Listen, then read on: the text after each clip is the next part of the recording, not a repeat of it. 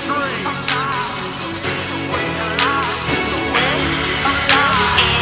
a way of life. This episode of Race Life shares the story of my start in NHRA comp eliminator racing. You'll get an all-access look at me making my first license runs in the dragster I'm driving, and you'll get a breakdown of how this opportunity came to be. My hope is that some of you watching this episode will be encouraged by how I got to this next step in my racing journey. See, my background is in NHRA stock eliminator racing, but everyone that knows me knows that my goal is to race 300 mile per hour top fuel dragsters. So going from 130 miles per hour in stock to 190 in this car is a huge step in the right direction for me. With all that said, this story starts with me leaving my home in Houston, Texas to go to Dallas, where I'll pick up some safety gear, then start my license runs at the Texas Motorplex.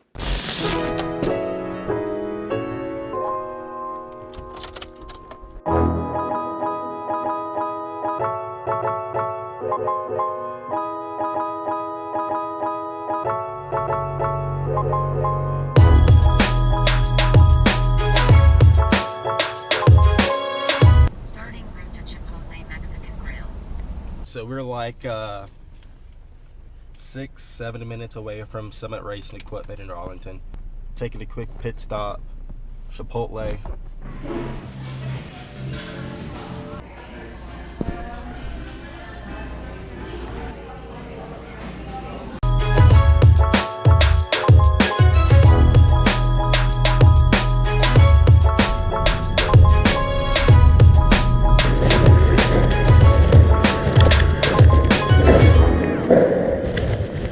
Three items in there. You're okay.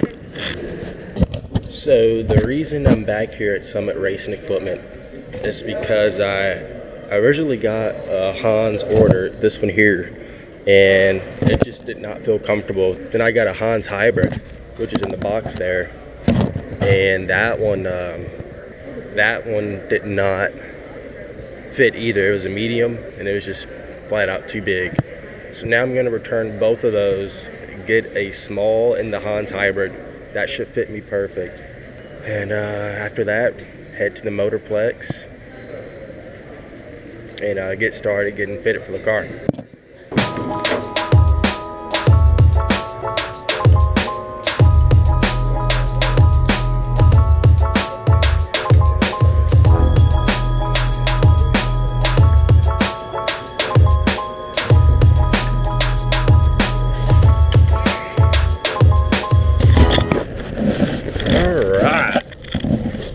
Let's go racing, boys and girls.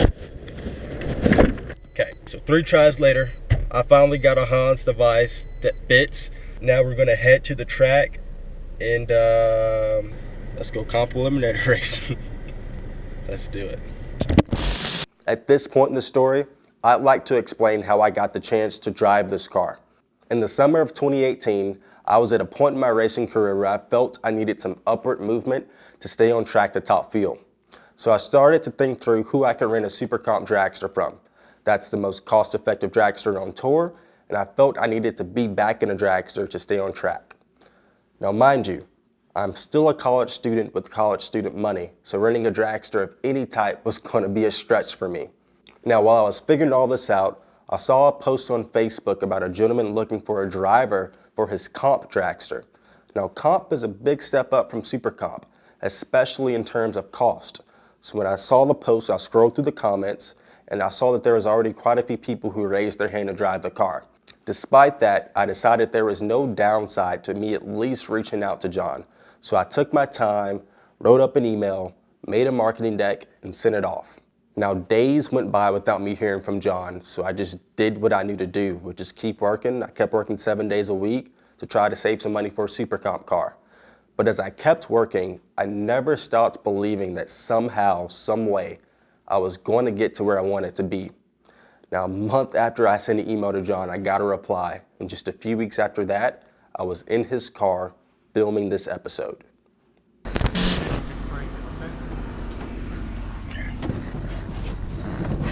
it cranks up, just turn the pump on. Let it run and it circulates the coolant. See, like, just like your power, push on, pull off. Got it.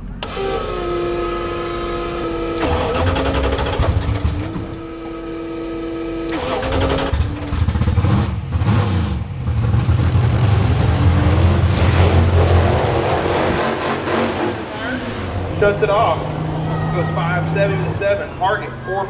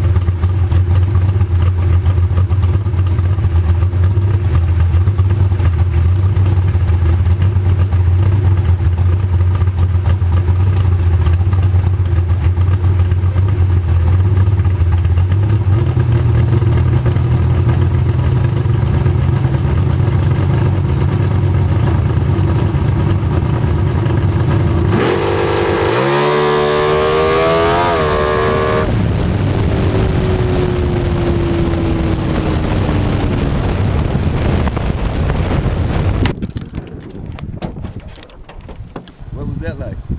Well, even though I stopped fairly early, that first run was still extremely relieving. You know, when I left for the first time, I got past the unknown of what that car felt like. And after I made the run, I had a confidence that I could handle the car. Now, as far as physically driving the car, I felt like the car was sliding around a little bit too much for comfort, so I let the run go. Now, on the next lap, I knew I had to be mentally ahead of the car to get it down the track. So in the next run, I tried to do just that.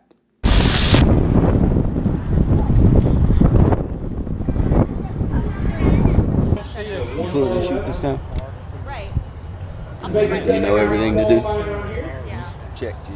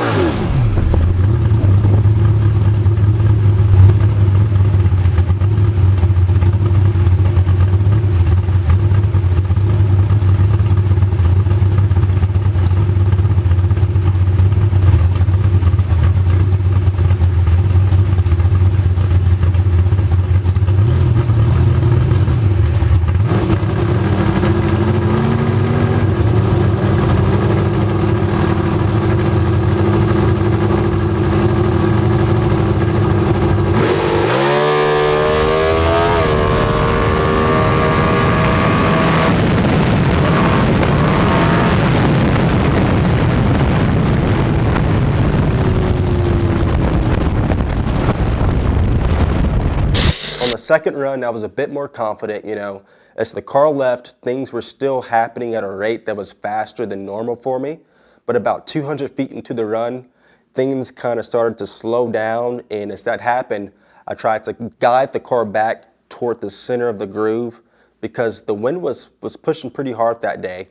And at the Texas Motorplex, the wind is tricky because we've got these huge grandstands on the side of the track that blocks the wind up to about half track. And once you pass the halfway mark, the wind hits you. And when it hits you and pushes you whichever way the wind is blowing. So as I got past half track, the wind pushed me toward the left. So I got out of the throttle to get back into the center of the lane. And I really wanted to make a clean run that time around. We still went 720s, but on the last lap of the night, I was determined to get the car all the way down the track without lifting. Have fun out there. Be careful.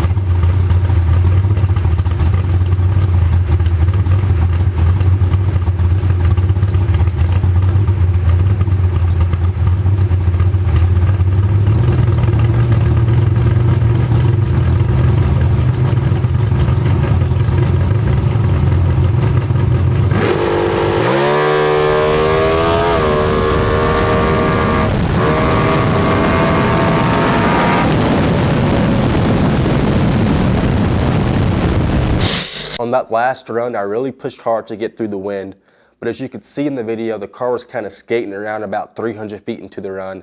So I had to let off a couple times. I mean, it was still a decent license run. We went 7-11, and our data shows actually that the car was spinning the tires all the way down the track. So that last run was pretty much like skating on ice at 180 miles per hour. But in the moment, it was still frustrating because I didn't know if I had drove well, and I didn't know that because I had no good run to reference to. But a few weeks later, I'd have the opportunity to make my first full clean run at my first race out in Kansas. And I've got to thank my car owner, John Green, for that. I mean, the opportunity to race out there in Kansas, in Oklahoma City in 2018, those were huge confidence boosters for me going into 2019.